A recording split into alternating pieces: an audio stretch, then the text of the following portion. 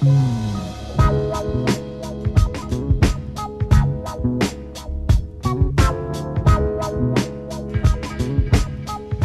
economy around using snus is much better than smoking. One can lasts about 3 days for me, and that is about 5 to 7 portions of snus per day. And that is because one portion contains more nicotine than a cigarette. However, there are some chain snoozers who use up to 1 can per day. When you have bought snus, I recommend to place it in the refrigerator. It will stay fresh there for about 3 to 4 months. The can that you use daily, you can keep it in your pocket for up to 1 week and it will still be fresh. However, in the freezer you can keep snus fresh even longer, up to 12 months. Now, I would like to give you a little tip of how to make old snus fresh again. Let's say that you by mistake have dropped a can of snus inside your armchair and discover it not until 5 weeks have gone. When you open it, you can see that it's completely dried out, so you just have to add some moist to it, either by spraying a little bit of water over it,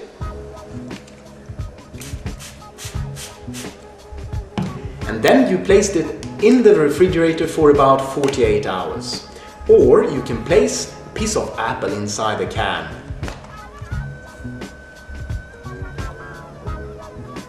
And then keep it in the refrigerator for 48 hours.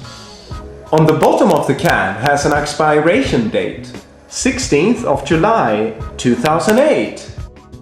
I would like to share some interesting facts about using snus and your health, compared with other tobacco-related products.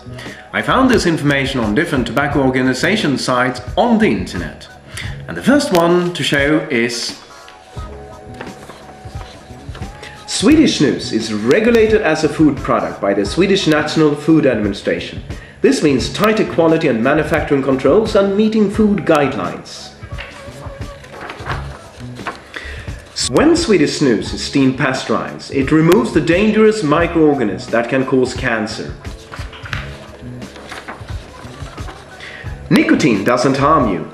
Caffeine doesn't harm you either. Inhale any type of smoke and you will get health problems. 1 in 3 smokes in Europe, but only 1 in 6 smokes in Sweden.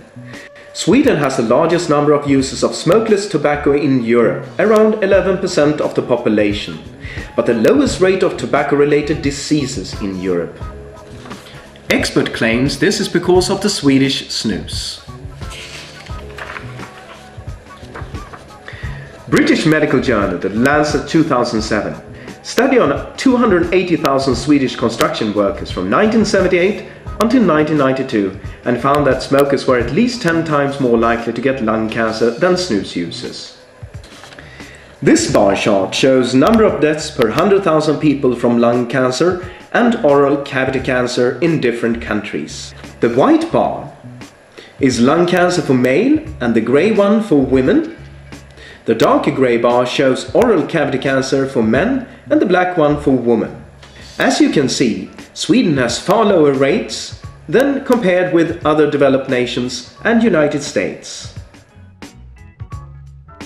This diagram shows the level of nicotine you get from different tobacco-related products. As you can see, the initial kick of the nicotine is higher with a cigarette than with a snus. But overall, the amount of nicotine that you get from snus is higher than from a cigarette. And the lower chart here show nicotine gum. It's far less nicotine that you get from nicotine gum than from snus. You can increase the taste of the snus by pressing a bit with the lip on the snus like this. Well, maybe a little bit more discreet. If you start to lose the nicotine buzz with the snus that we're using, I would recommend to try a stronger snus. I don't recommend eating while using snus. Before, using snus was considered a typical man thing, but things have changed now. Actually, the percentage of women using snus is growing more rapidly than for men. So, watch my third video where I will show you different situations where you can use snus but not smoking.